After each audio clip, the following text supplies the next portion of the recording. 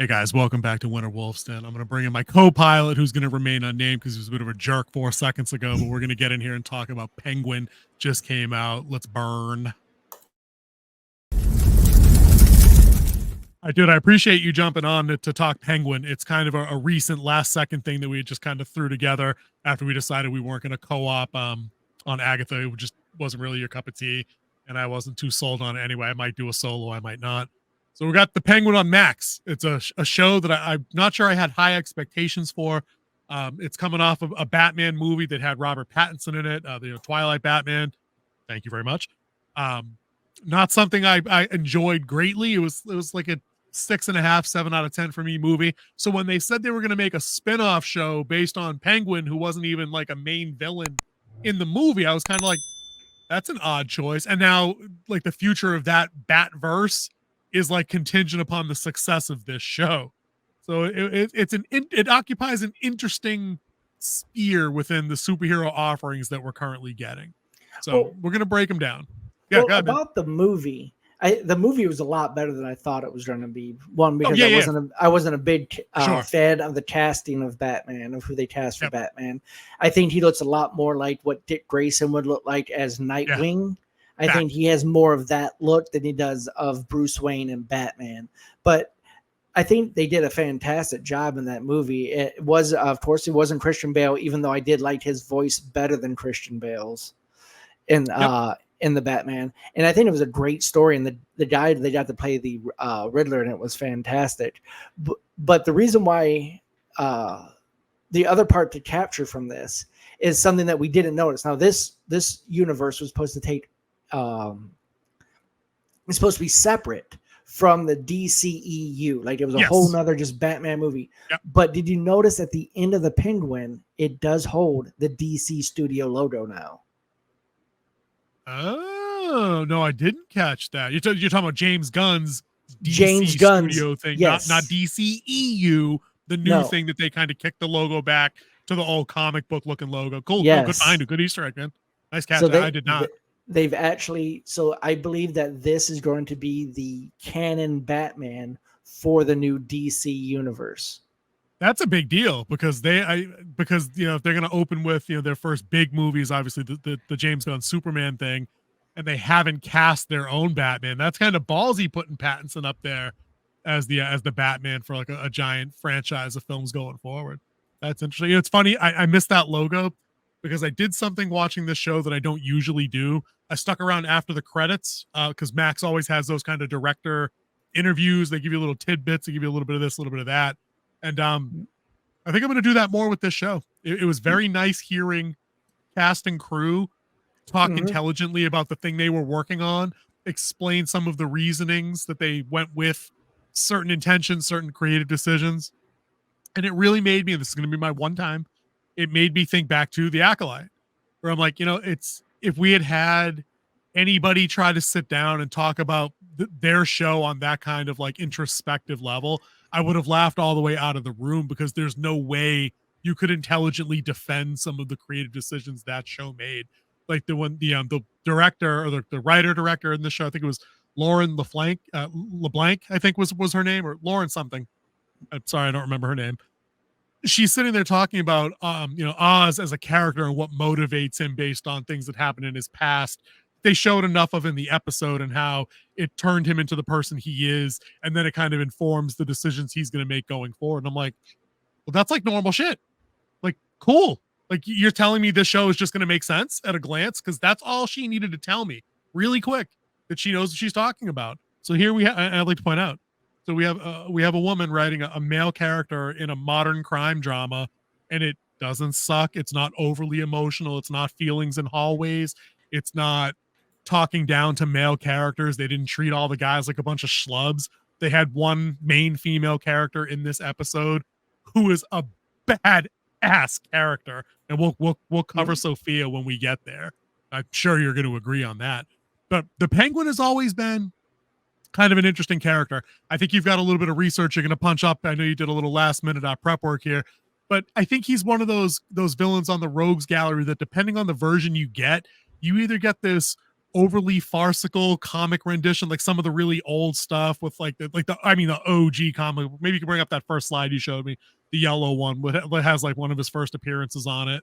Yeah, this one of the first appearances by the Penguin in Batman 38, but his very first appearance was in Detective Comics 58, where which was the artist was Bob Kane and the writer was Billy Finger, who created this character.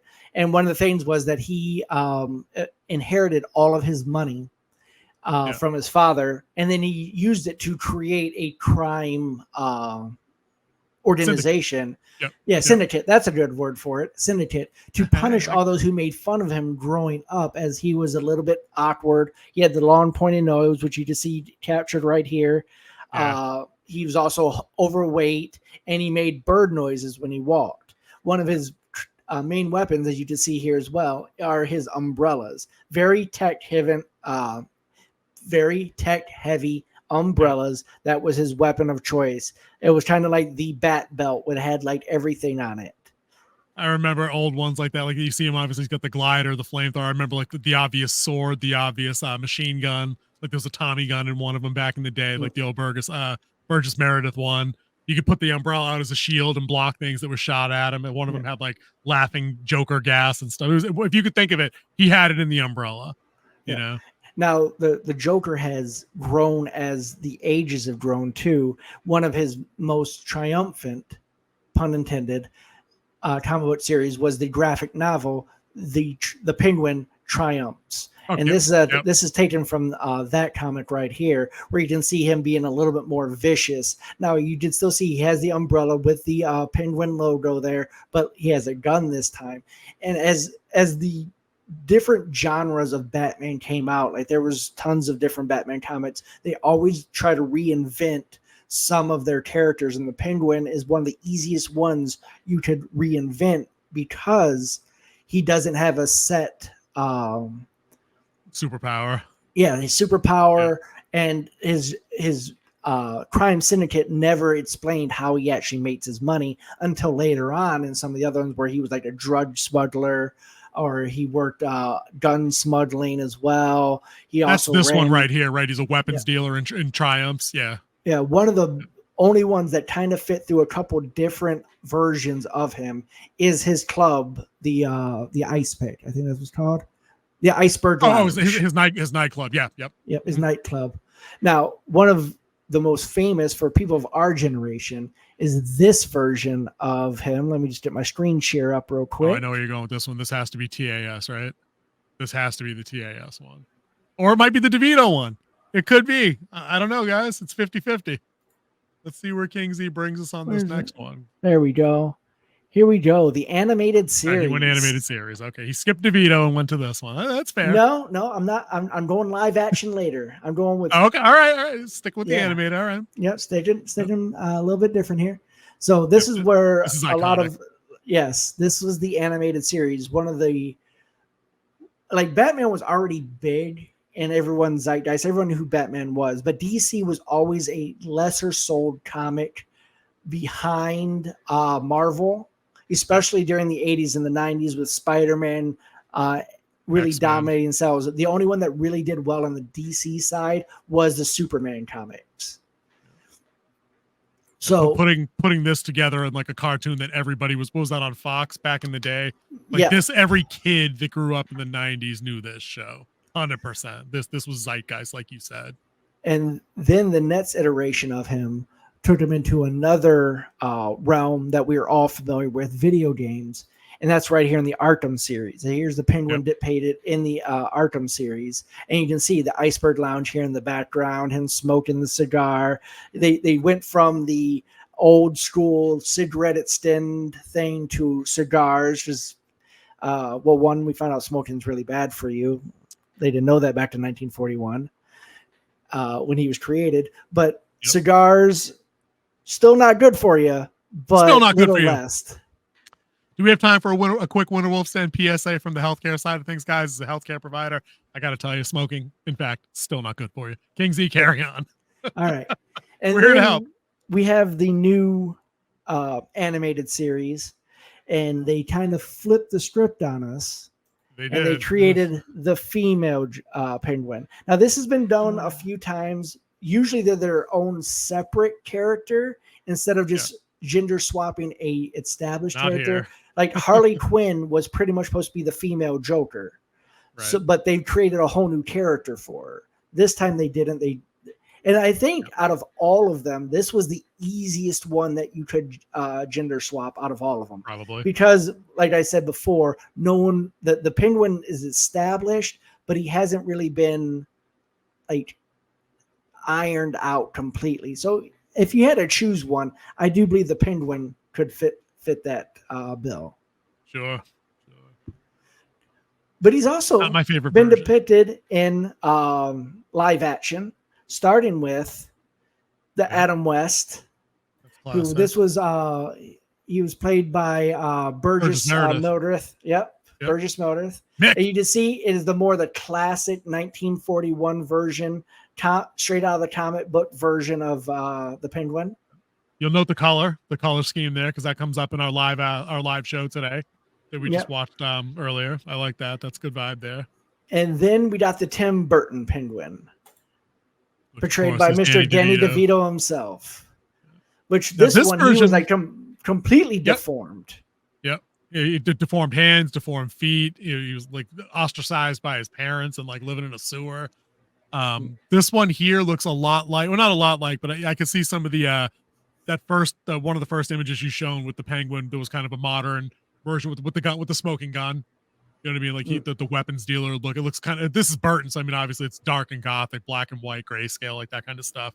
But was it Penguin Triumphs or whichever? This, I could see that comic taking inspiration from this iteration of the character.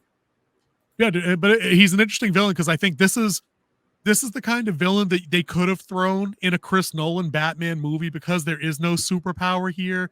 He is just kind of like the Joker is an agent of chaos. I mean, the Penguin is he's just an organized crime guy with a couple of disfigurements.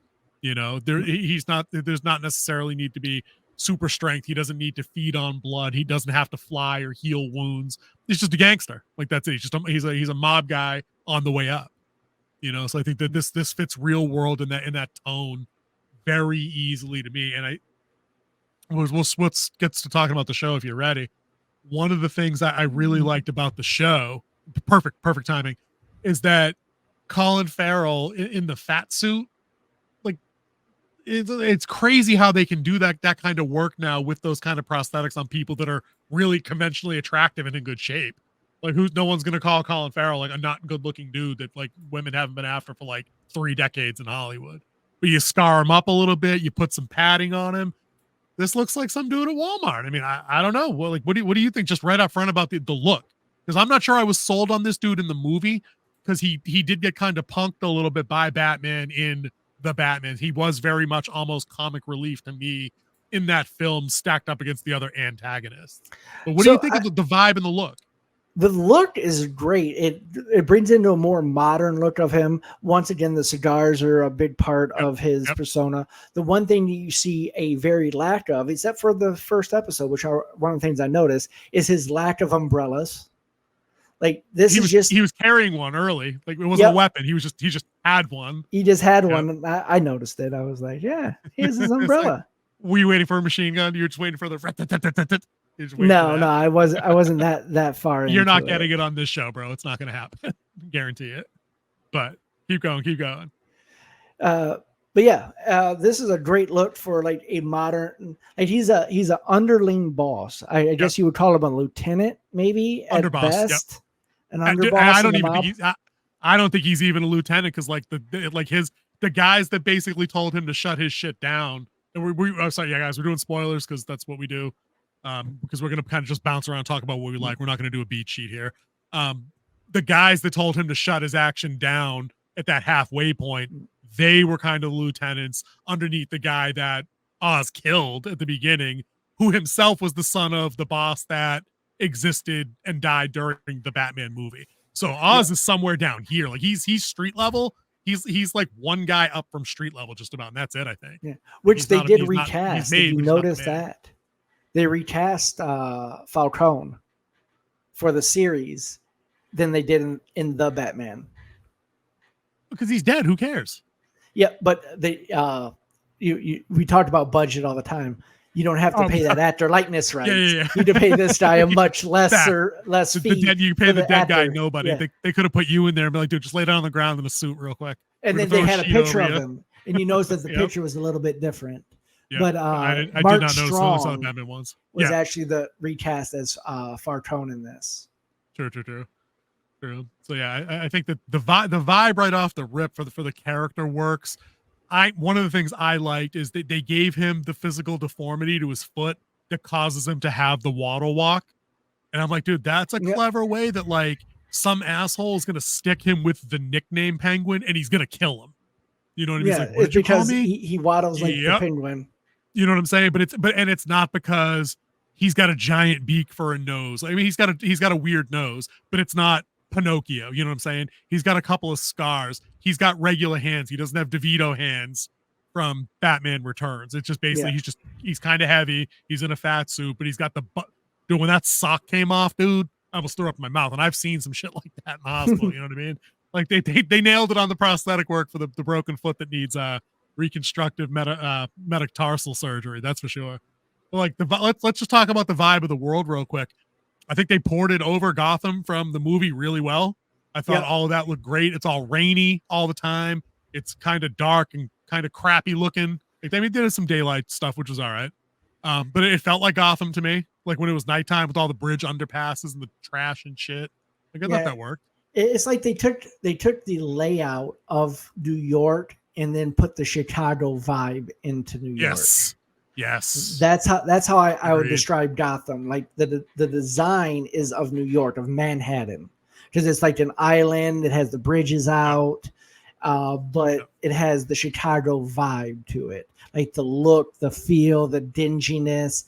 It hits Chicago real well on that. I thought so. I like that they picked up from let's talk about the beginning of the episode, I guess. The unlike this will be my once per episode just comp to Agatha. Unlike Agatha, which just assumed you watched WandaVision yesterday and remembered all that shit from 4 years ago and threw you right into the story, the Batman spent the first 5 minutes of its episode reminding you of what happened at the end of the Batman movie from 3 years ago. That the Riddler had blown up the seawall, major neighborhoods were kind of ruined, they were flooded out. Lots of death, loss of life, all that important stuff that happens. They mention Batman, but you don't see him. Yeah, Batman's helping us rebuild, and he's saving lives, this and that. But it's Oz watching like footage, like news footage that we're watching. He's just looking out over the city. They're reminding us where we're at. City's under siege. You know, it's trying to put itself back together. So I like that it brought us right back into there, and it reminded me exactly where we left off. And it's all very tonally consistent. So kudos to them for setting things up properly. Thank you. And they did show a couple of little clips in that news footage. Like they showed us the Riddler from the movie. They showed us the aftermath of Falcone Sr. getting shot, which I thought was the end of the Batman, but then of course no, we got the second, third act and the flooding and the Batman is Jesus metaphor thing that Batman is Moses leading people through the I don't know, man. You like that movie more than I did, but it was neither Moses nor Jesus. Moses just through the desert. I don't know. It was just Batman in knee deep sewage leading the people with a road flare. No iconography, really? No. Okay.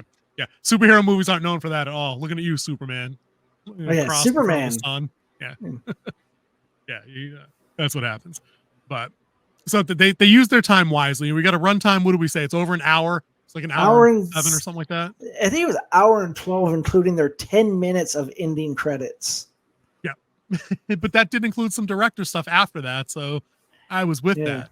But the story, the synopsis here, right? It's immediately following those events of the movie.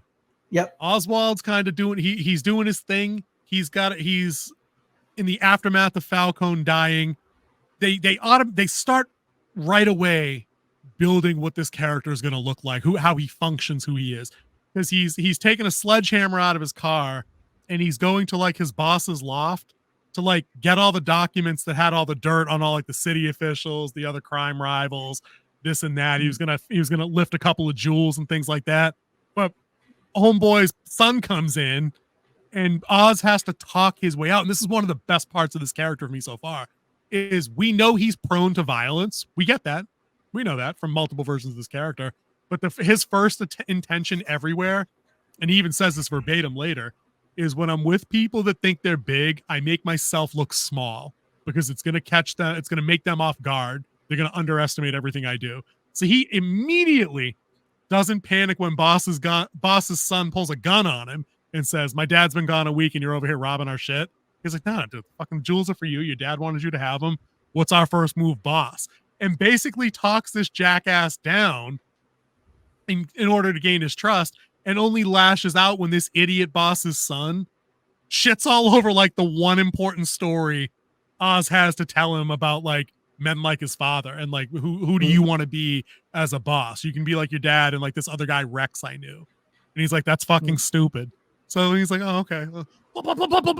And shoots him 5 fucking times. Like, no hesitation.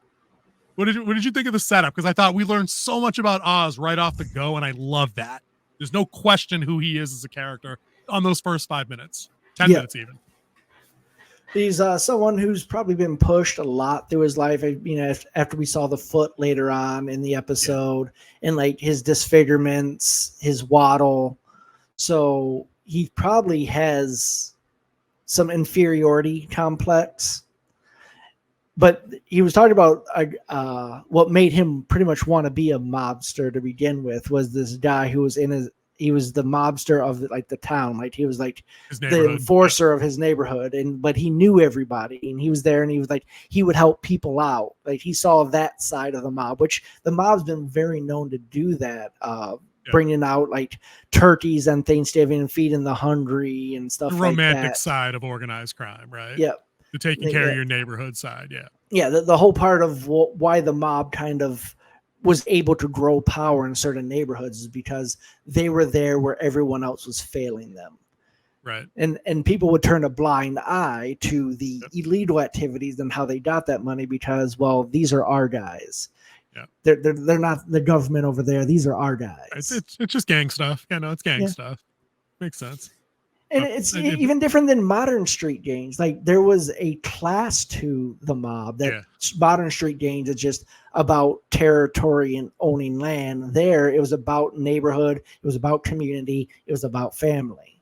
They had a code. You know what I mean? There was a certain code to those old families like that too. And that's something that he romanticized about. That's what he sees a good boss as. And when he's telling the story of what he sees as someone who could be more than just the guy who gets all the money from the drug trade and stuff like that. And then, spends it on drugs himself, women, and like fancy cars. Which this guy was going to do. Which the boss's son was already identified as a junkie and as probably having other vice-related issues and probably not worthy to hold the big dog job. And that's the thing about with any business, like most family-owned businesses never last past the 3rd generation of hand down because they don't have the same work. Yep. But it's just like that is they don't have a appreciation of what it took to get there. Like, of course, the owner, the beginner, has the most because he grew it, and then his son is the one who lived through and saw what his dad did, and then him handing down to his son. His son was born into privilege. And he just sees it as these people work for me. I'm the big dog, and you're here to get me my next house in the Hamptons. Yeah, that dude was boned the minute he laughed in Oz's face and said that his dream to be like that was pathetic. That's it. You sealed your fate, dude. You're cooked at that point. But then we learned a lot about the Oz character. The problem that he saw this immediately. He was like, but then you jump into the episode. Like that's the whole like opening of it is right there. Dude, if I remember right, didn't they do like a hard cut where like it's tight on his eyes as he's realizing he just screwed up, and halfway through like the F-bomb, they're like, boom, the penguin. Yep. like the title card's up on the screen. I'm like, dude, all right. Great sense of editing. Dude, it was tight. And that's what I'm saying, dude, for an hour and 7, dude, I checked my phone none. Like I was fully vetted in. Like I've been saying lately, I hit the timeline on like my remote just because I like to see the timing of when certain things go down. So the inciting incident, boom, 10 minutes. You know what I'm saying? His meeting with the crime boss, boom, halfway through. When he gets picked up at the end by Sophia and it looks like he's in some shit, boom, there's only like 10 minutes to go. It's like, you know what I mean? Everything just happened when it's supposed to without being predictable or dull or I mean, maybe predictable, I guess. But I mean, I feel like all the characters that they invited us to meet were all interesting. Like his little sidekick, dude. I thought that kid was toast. I was like, we're just going to see that this dude's a psychopath and he's going to shoot this kid. Oh, you know like, he's like, there's a good sunrise over there. Yeah, I'm like, oh, you're done. Here it goes. Yeah. He's about to mice and men this kid. Kaplank. But again, you can see, like you were talking about how Oz probably got the short end of the stick a lot just based on his figure, right? This kid had a very pronounced stutter in different places. Like when he was initially trying to rob his car, steal his rims, he's like, please don't. And I think that had he not had that stutter, he'd have been like a road stain. I think Oz probably shoots him in the alley and leaves him done, right? And I'm like, okay, so that character, interesting. That he's like, he's just a kid, you know, he's from the district that got flooded, he's got nothing left. And Oz kind of even, it was a little exposition heavy later where he's like, you know, guys like us need guys like each other to give us a shot. I'm going to give you a shot. Can you do it? Because if you can, I'm going to gut you like a fish until you bleed out and die. You know what I mean? Mm-hmm. And but once they had a couple of those chats along the way, and I'm like, he's still going to shoot this dude at the end of the episode. There's no way he's going to keep him alive. And then he keeps him alive, and I'm like, okay, dude, great character. I like the kid. I really liked Oz's mom. That's an interesting character right there, dude. What do you think about the mom with the dementia? But then, like, when she realizes he's trying to punk out, she's like, "Are you my son or are you a fucking punk?" We're not going to use the other word on account of, you know, we're little slightly safer words. They use something a little bit more crass. But what did you think of the mom and the sidekick? She's a supportive mom, knowing what her son does, but still supports him to be the best that he can be in the field that he chosen. It's so true, though. It's so true.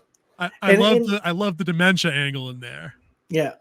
And you saw a little bit of it too. Like the kids were in the bath, but the kids are like him and his brothers, which we know her brothers are no longer there. Yeah. No, they're not kids, and his brothers aren't around anymore. Right. No, I thought that was good. I'm like, you know, it kind of reminded me of a better version of the mom and son from Andor. You remember Cyril and mom, but it was more like the Jewish mom stereotype that they were playing over. She's like, oh, you got to remember to call your uncle. Like it was that. I'm like, no, dude, this is like Sopranos mom here. You know, like, oh, no. My sons aren't weak. My sons get things done. Like she's taking, 10 milligrams of Aricept for dementia. But like the minute she figured out, like, wait a minute, you brought me a necklace. We're taking a sudden vacation. We got this dude I've never met. He's my nurse. When did you stop respecting me? That was a great line. When she's like, when did you stop respecting me? And I'm like, what are you talking about? Disrespecting me. And then she laid it out. You come here with this, and this. I know something's up. What did you do? And he's like, I shot Al Falcone. And I'm like, and you can see that look. He's like, you know what I mean? Like he was kind of like slinking away from her. And you're right. She just wanted him to be the best damn mob boss he could be. Like, they always underestimate you. Yep. Dude, and that's the when thing. She Those dies, are the people. That's the people you always underestimate. The people who are disfigured, who have a sort of speech impediment or a disability. You do but the thing is that they're more hyper focused and know and catch on to things quicker than most people will ever realize. Because they're used to being, as folks that have troubles are used to being dunked on, are hypersensitive to being dunked on. That way they don't get taken advantage of by other folks. But I'm telling you this right now. It's also for them to get their laid up as well. It's how they assert their power or take their power back. No, they have to work that much harder, right? Because they didn't get the same shot. I'm telling you right now, when this woman dies in episode 4 or whenever, because that's probably going to happen, this dude's going to go on a shooting spree, the likes of which you haven't seen in a superhero show ever. Mark it down, book it. When Mama Pot dies, people are fucked. It's going down. It's going to pop off. Now, you did notice that they shortened his last name just to Cobb instead of Copperpot. I did. I wasn't even sure if the character's name was Oz or if it was still Oswald. You know what I mean? Or if it was just a nickname. Or if Oz would be a good nickname for Oswald. It kind of fits. So. Yeah, but I'm saying like if they just truncated it all together and that's just his name is Oz Cobb. and not Oswald Cobblepot or with all the other hyphens and shit. Yeah. But no, those two characters are great. You know, I love that it's only in a mob show where like your son can drop by, knock a panel out of the wall, get a duffel bag full of cash, put it on the counter, and you don't blink. Yeah. I'm like, okay, so she knows. Okay, that's the getaway cash. All right, and with the look and feel of this, it has a huge Sopranos feel to it. Oh, you said Sopranos mom to begin with. This whole thing has a Sopranos feel to it. Like how 100%. How did Tony become the mob boss that he was? This is kind of like the Penguin becoming the mob boss that he is meant to be. Let's talk a little bit about mob bosses, because I mean the narrative thrust of this entire show, beyond just his rise to power, is the how-to, and if he's a street level guy, it's not going to be as easy as he just goes all Scarface and shoots up the old boss, and that's never going to happen. Well, so he has to put together a plan. Are all dead. And one's in prison. Well, and therein lies the nugget of the story. There is he's got to figure out a way, and I thought this was very clever because he's watching an old Rita Hayworth movie at his mom's where he catches a glimpse of it, and one of the hooks of her song is "Put the blame on somebody else." Put the blame on mom, whatever it was. That was it.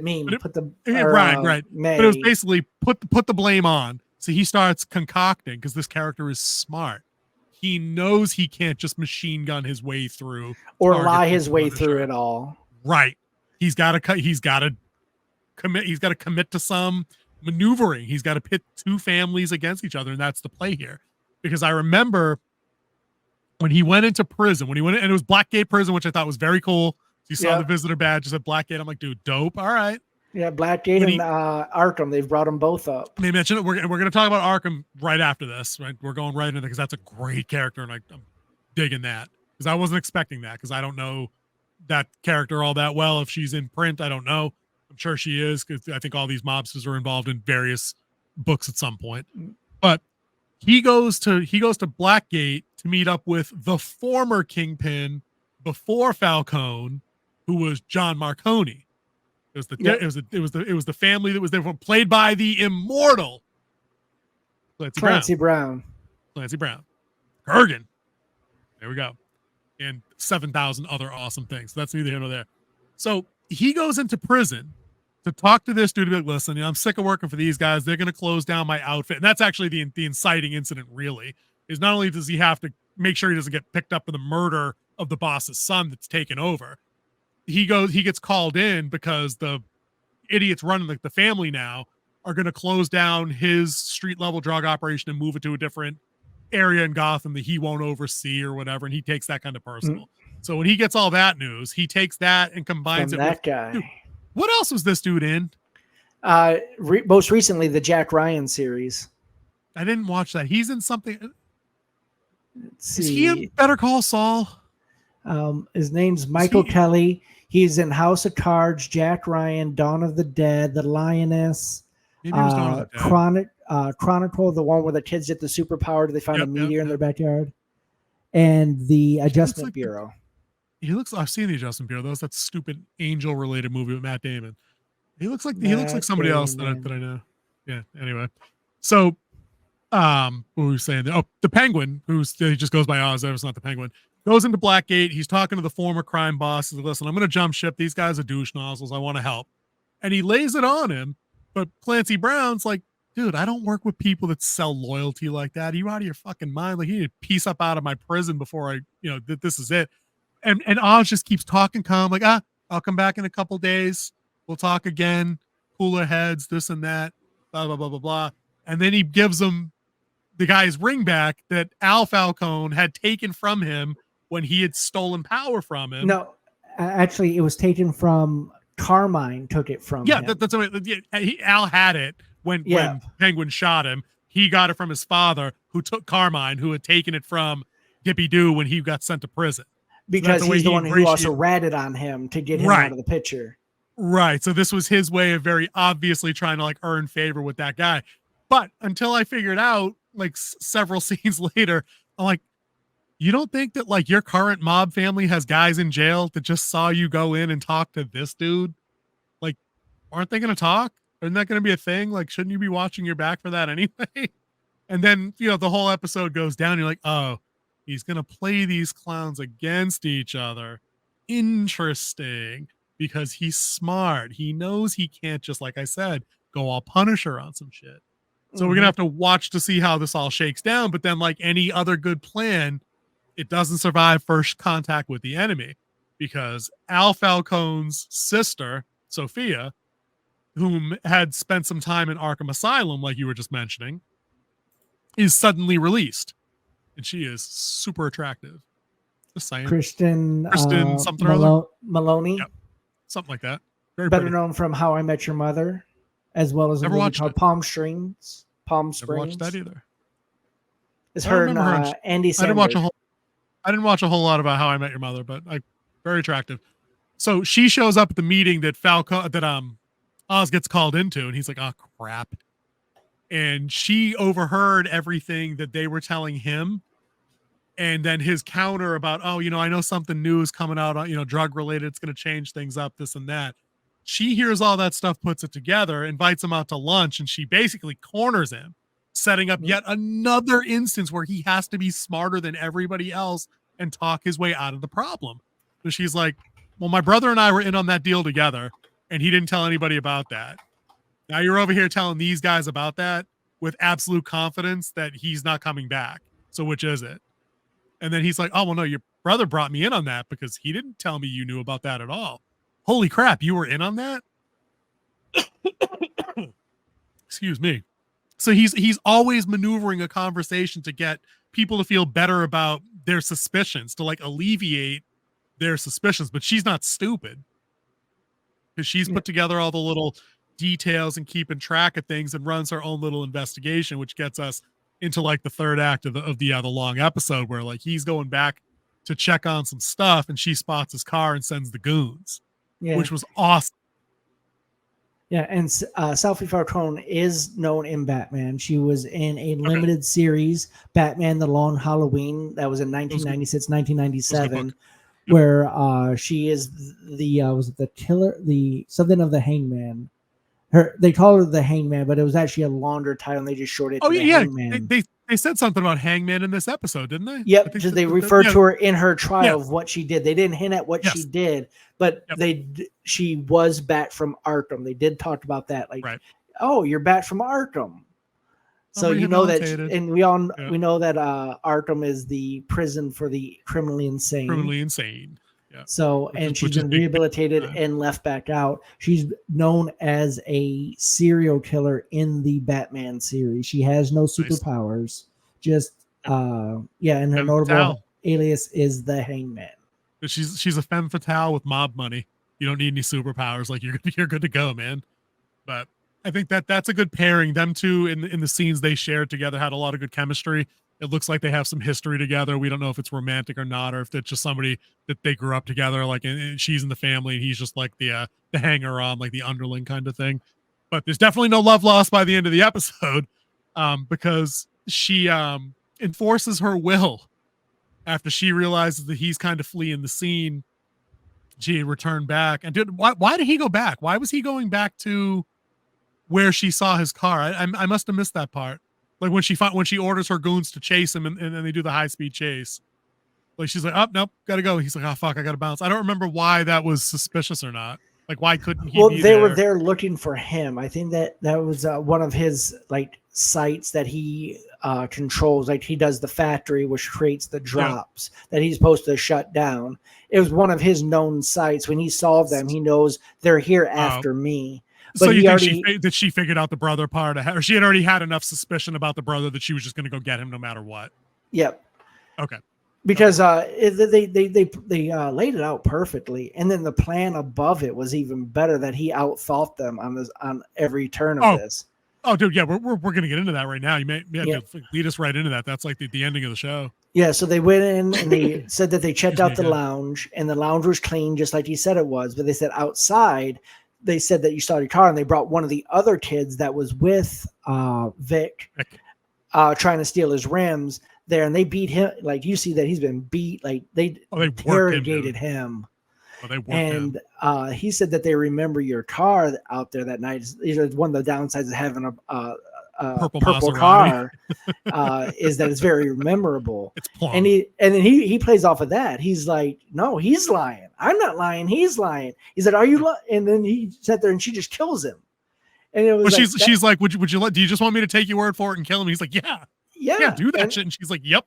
Plink. And just kills him. And she goes, that's the thing I love about you, that you will go to clear yourself, even to kill someone else to make sure you're good. And then she starts torturing him with the piano wire under the arm. That was savage. But then you saw how well he outthought them. Because then all of a sudden you hear like this crash and like people screaming and the horn blowing. And then she goes outside, sees an old Cadillac, which we saw earlier in the movie when they disposed of the body of Al Falcone. Yep. And you look in the front and you see that there's a brick on the gas pedal. Of course, there is classic.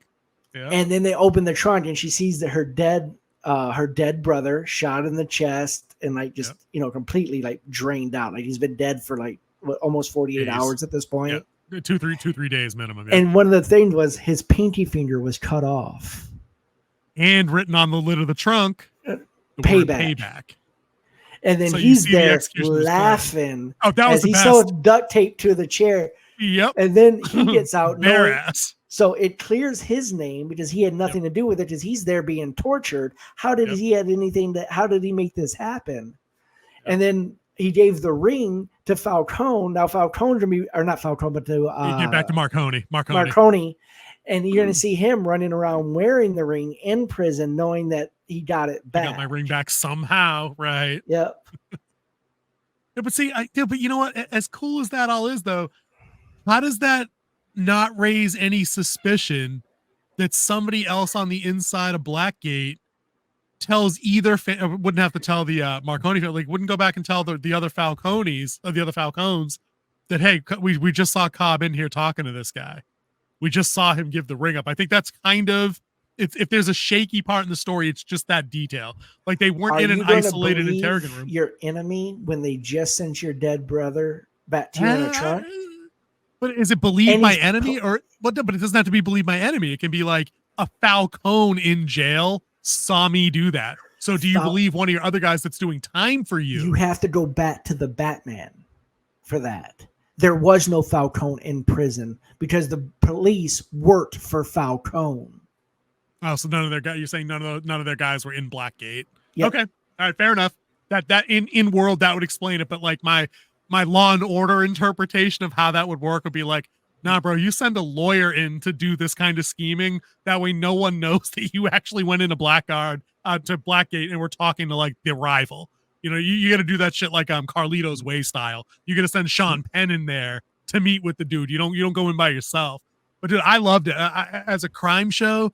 I like that they went with the R rating because when they hit the violence, it works. The gunshots were nasty. The ring getting taken off and the dead body effects were gross. The torture scene, that was just savage enough. It doesn't have to be Saw. It doesn't have to be hostile. Piano wire to the underarm. I get the gist. I get it. You know, but that all worked. You know, if I have a gripe about the show effects wise, I got to point this out.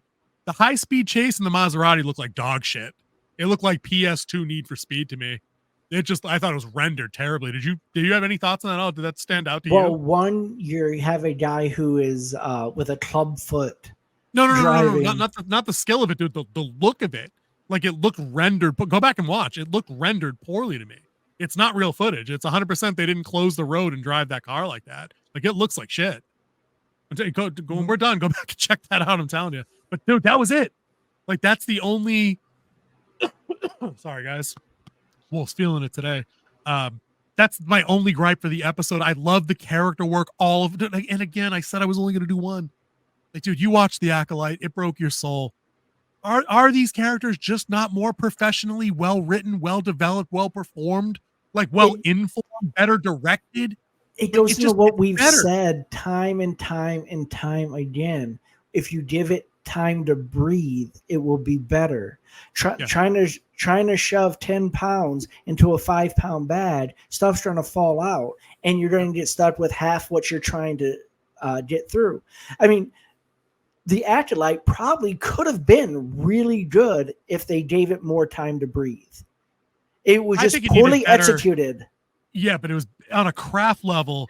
Dude, did you really want an hour-long episode of The Acolyte as is? Like, no, we need better writers and directors on that bitch. That too. But if you give a mediocre writer more time to iron stuff out, no, even he could hammer some stuff out that would make it flow a little bit better. If you're saying, all right, you have 26 minutes of screen time and you got to hit all these points.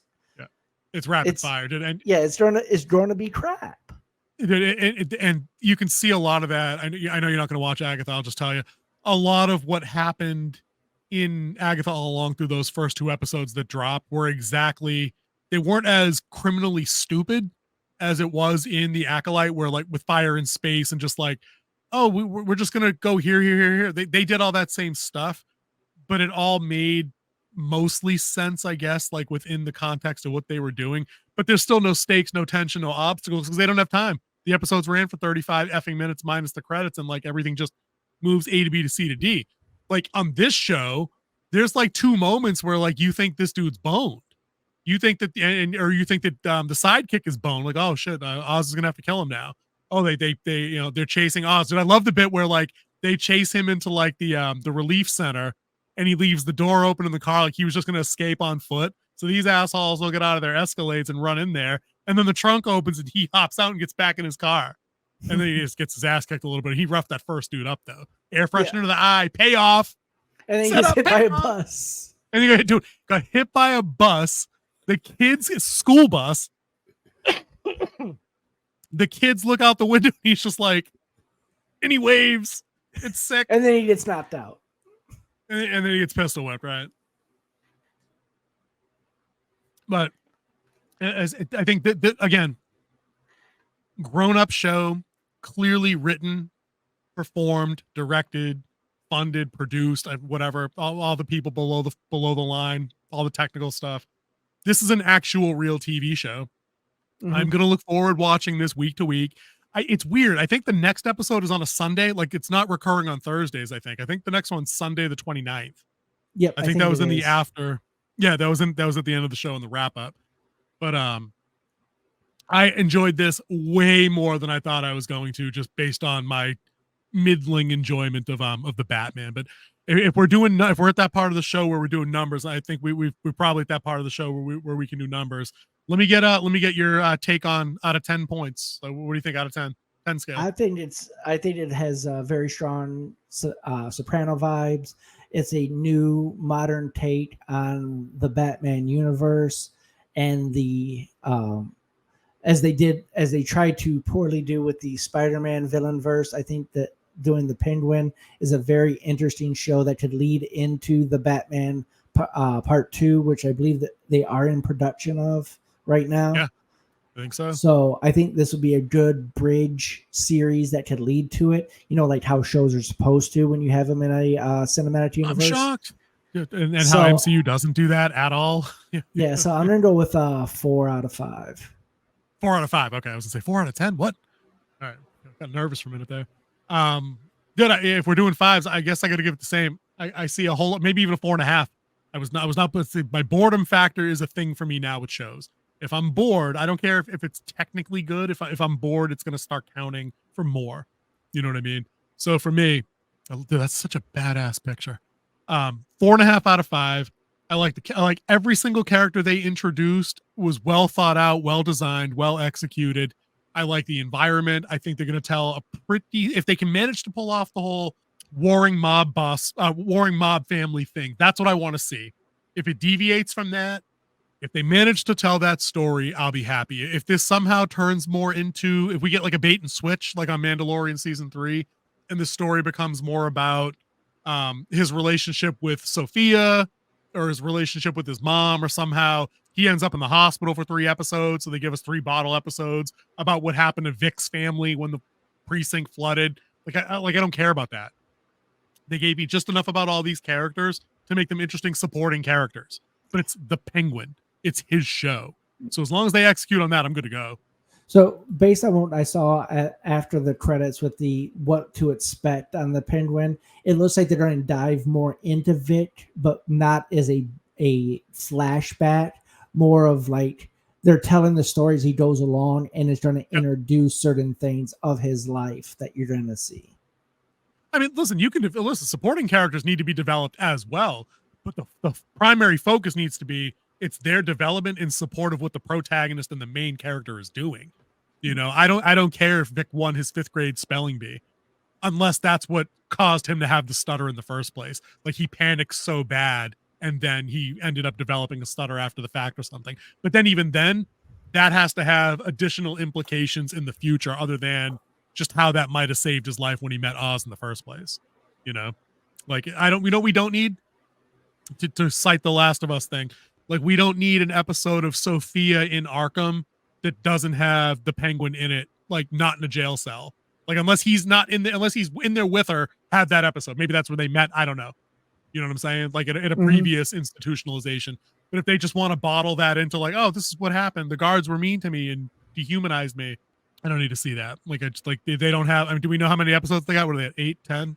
I mean, we can make 8 assumptions, right? There's 8 episodes. We can make assumptions. It's between 8 to 10. That's like streaming standard now for all the big dogs. They have all the names. They have all the names of the episodes. Like that one was After Hours. Do they have all the run times? Are they all an hour? Like a solid 55 or more minutes? It does not have run times. Bummer. Dude, could you imagine if this show legit runs an hour and 5 minutes an episode every week? Goes past the hour. Wouldn't that be awesome? 8 hours and 45 minutes of show. Yeah. Dude, that would be so slapping. And I do believe this is something they're not setting up for like a season 2. Like this is a mini series. Limited. Yep. Limited series. I think they've always called it that. So unlike how some of these other lesser shows we've talked about, they have to do that thing where we need petitions to get season 2, or we have stars talking about on the red carpet. Oh, we might get a season 2, or we probably won't, or I don't know. Like, no, dude, you're telling your story in 8 episodes and you're going home. It's okay. If it's good, it's great. So the Batman Part 2 is slated for 2026. All right. So you said 25 earlier, so it's a little later. So maybe that means it's not in production yet. If it's slated for 26, it means it's a little too early, right? They probably will start filming around the beginning of the year. Yeah. True. Cool. All right, guys. Well, I think that's going to do it for us because my voice is starting to go. I appreciate King Z coming out late again. We're doing the Penguin. We'll probably bang this every week. I mean, maybe if it sticks on that Sunday night release thing, if it's at 9, maybe we could go live on Sunday night or something like that. I don't know. We'll figure that out. Yeah, we can start doing that like right after the episode. Yep. We do that because we're going to remind you guys to join us, of course, for Frostcast Wednesday nights at look at he's on Johnny on the spot. Wednesday nights at 9 p.m. Eastern. That's more of our topic-based segments and current events, news, and some fun stuff that King Z insists we sprinkle in there. I'm just not good at planning that kind of stuff. But I think that's going to do it for me. And since I'm about to hack up a lung, King Z, why don't you say goodbye to everybody? Well, see ya.